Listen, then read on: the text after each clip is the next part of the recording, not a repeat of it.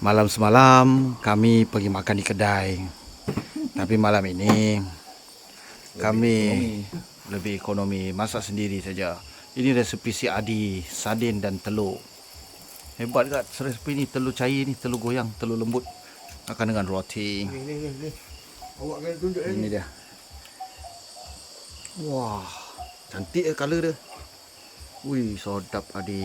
Ini sudah dahsyat.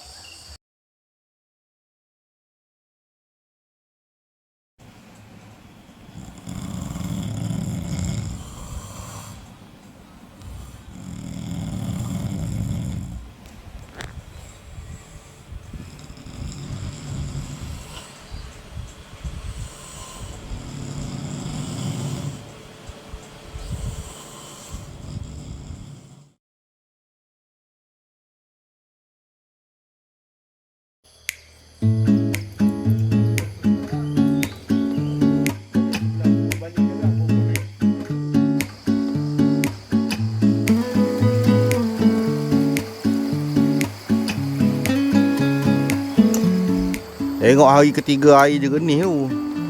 Semalam hari pertama, hari kedua paling teruk lah. Ui, jernih tu. Nampak dah pokok-pokok bawah tu, batang-batang kayu tu. Pantai tu pun dah luas.